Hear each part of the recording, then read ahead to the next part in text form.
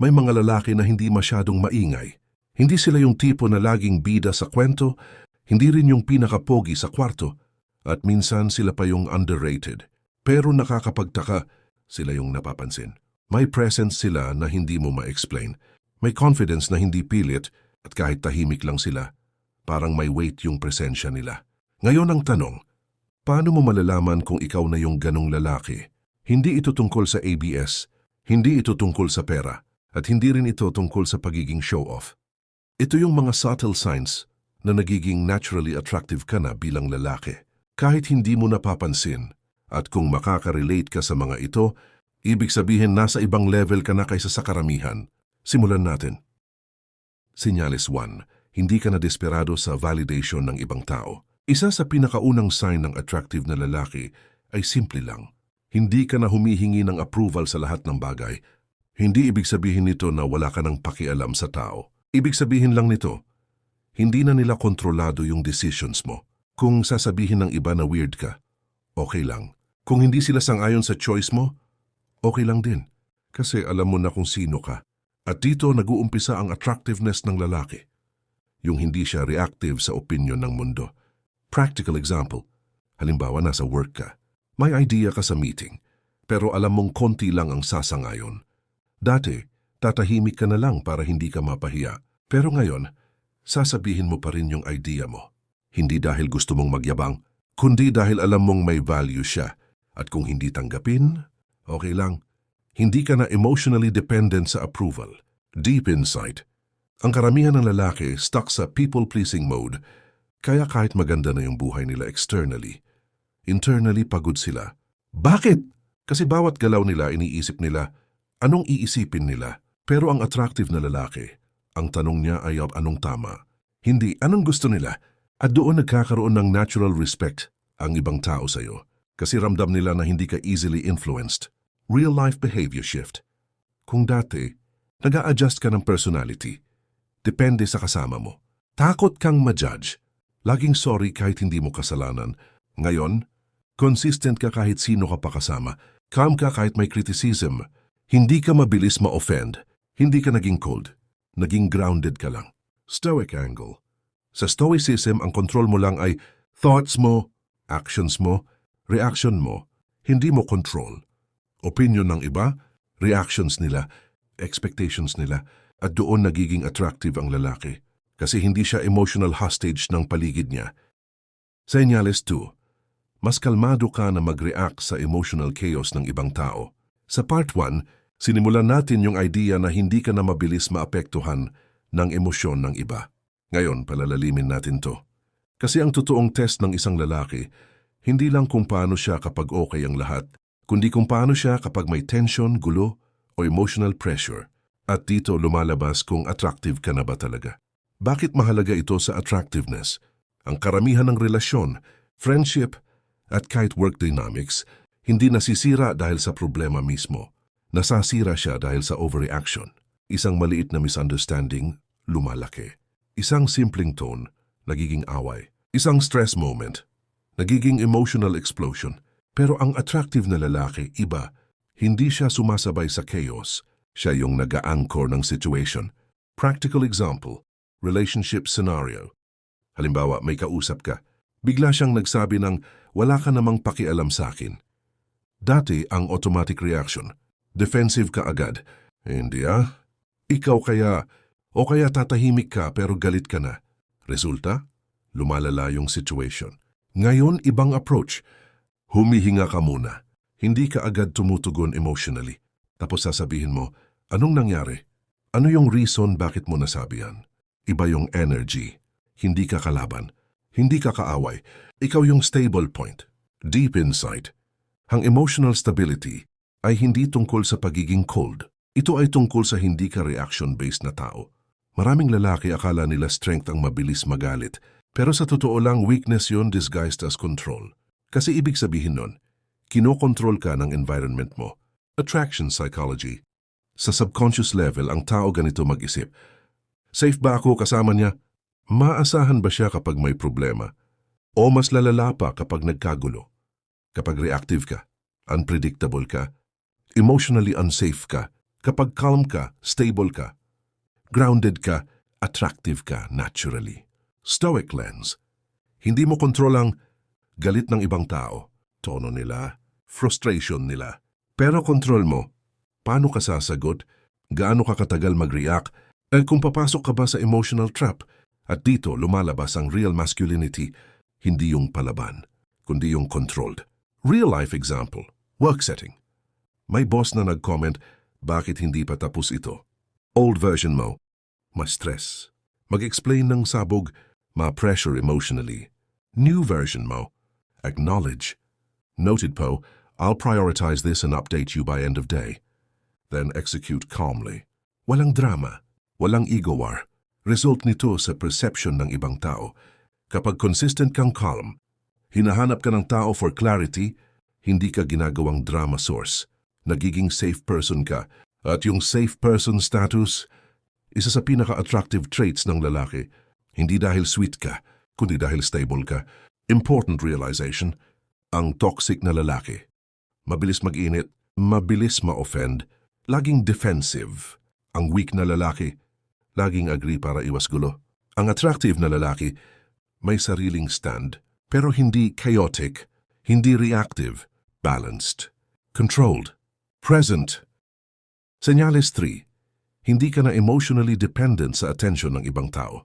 Ito yung turning point ng maraming lalaki. Pero bihira nilang mapansin. Kasi minsan akala nila normal lang na maghintay ng reply, maapektuhan sa scene zone, maging masaya o malungkot. Depende sa attention ng iba. Pero ang totoo, ito yung isa sa pinakamalakas na sign ng insecurity. Deep breakdown. Kapag dependent ka sa attention, ibig sabihin, ang mood mo nakabase sa reaction ng iba. Ang confidence mo nakabase sa validation at ang actions mo naka-adjust para makuha yung attention. Hindi mo hawak sarili mong state. Practical example, chat on social media. Scenario, nag-message ka sa isang babae o kahit kaibigan, lumipas ang 10 minutes, walang reply. So nag-check ka ulit after 30 minutes. Wala pa rin. Dati, mag-o-overthink ka, may mali ba akong sinabi? Bakit online pero di nagre-reply? Magsisend ka pa ng follow-up para lang makuha attention. Minsan aabot pa sa double text, pilit na joke, o worse passive-aggressive na message. New version mo ngayon. Nag-message ka. Tapos, bumalik ka sa ginagawa mo. Hindi ka nag-aabang. Hindi ka nagre-refresh ng chat. Hindi mo binibigyan ng emotional meaning ang delay. Kung mag-reply siya, good. Kung hindi, tuloy ang buhay mo. Deep insight. Ang tunay na attractive na lalaki, hindi naglalagay ng urgency sa atensyon ng iba. Hindi niya iniisip na kailangan mag-reply agad para maging okay ako. Kasi okay na siya kahit walang reply. Reality check. Ang problema ng karamihan, hindi sila addicted sila sa attention. At magkaiba yon. Attraction, calm, curious, composed. Addiction or anxious, reactive, needy. Real-life example, dating. May dalawang lalaki. Lalaki A, mabilis mag-reply. Laging available. Nag-a-adjust schedule para sa babae. Nag-o-overthink kapag walang reply. Lalaki B, may sariling routine. Hindi nagmamadali mag-reply. Hindi umiikot ang araw niya sa babae. Calm kahit may delay. Sino sa tingin mo ang mas intriguing? Hindi yung mas effort, kundi yung may sariling mundo. Masculine energy explanation.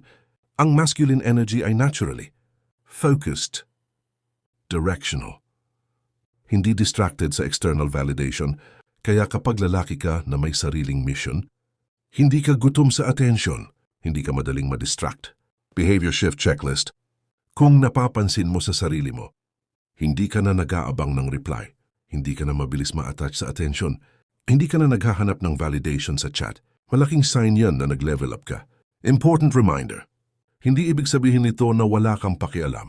Ibig sabihin lang, hindi mo na ginagawang source ng self-worth ang atensyon ng iba. Senyales 4. May presence ka na kahit tahimik ka. Ito yung pinakamahirap i-explain pero madaling maramdaman. May mga tao na kahit hindi nagsasalita, ramdam mo sila. Hindi dahil sikat sila. Hindi dahil maingay sila, kundi dahil solid yung presence nila. Ano ba talaga ang presence? Presence is how you carry yourself, how you handle silence, how comfortable you are in your own skin.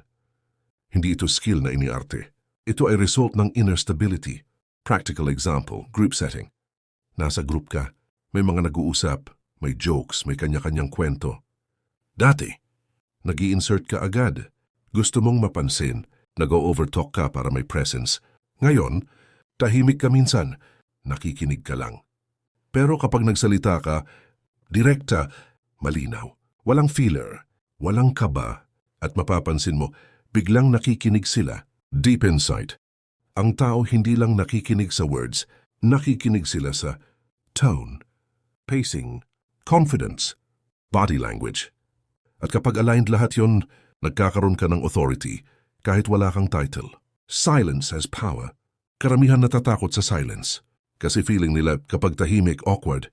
Pero ang attractive na lalaki, comfortable sa silence. Hindi niya kailangan punuin lahat ng gap. At ironically, yung hindi niya pag-fill ng silence, yun ang nagiging dahilan para mapansin siya. Real-life example, dating scenario. Kapag kausap mo yung babae, dati, sunod-sunod ang tanong, walang pause. Pilit tuloy-tuloy ang usapan. Ngayon, nagtatanong ka, tapos nakikinig ka talaga. May pause bago sumagot. Hindi mo minamadali ang flow. Resulta, mas nagiging natural, mas nagiging engaging. Attraction psychology. Kapag ang lalaki, relaxed, hindi nagmamadali, hindi naghahabol ng attention, automatic, perceived as high value, kasi ang utak ng tao ganito. Bakit siya ganito ka-calm? May dahilan yan. Body language factor. Presence is also physical. Hindi ka fidgety, hindi ka restless.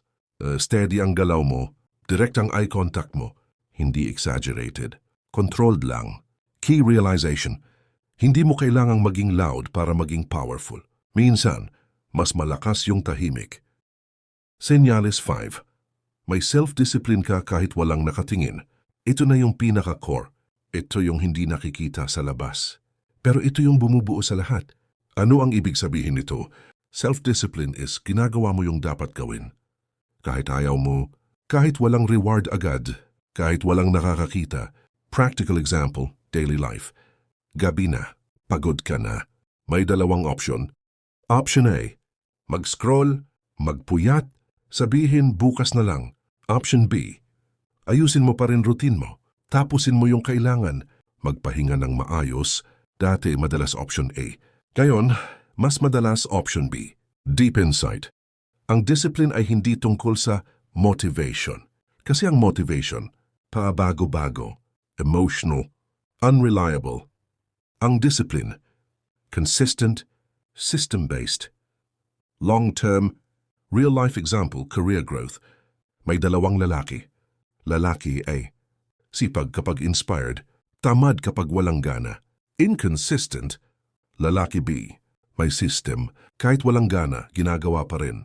Steady progress. After 1 year, hindi mo na kailangan tanungin kung sino ang mas ahead. Attraction psychology. Ang disciplined na lalaki, predictable sa actions, reliable sa commitments, and stable sa behavior, at ang stability and trust. At ang trust because attraction multiplier, stoic angle. Hindi mo control. Mood mo minsan, external situations. Outcome. Pero control mo, actions mo, habits mo, decisions mo, at doon umiikot ang discipline. Hidden advantage. Kapag disciplined ka, hindi ka madaling ma-distract, hindi ka madaling ma-tempt, hindi ka madaling ma-derail. May direction ka, at ang lalaki na may direction, automatic attractive. Kung nakaabot ka hanggang dito, hindi na ito basta panunood lang. Ibig sabihin may part sa'yo na gustong mag-level up. Hindi lang sa panlabas, kundi sa kung sino ka talaga bilang lalaki. Pero tandaan mo, walang mangyayari kung hanggang awareness lang. Kailangan may action. Kaya simulan mo sa maliit. Ayusin mo reaction mo, kontrolin mo habits mo, at tigilan mo yung paghahabol sa validation ng ibang tao.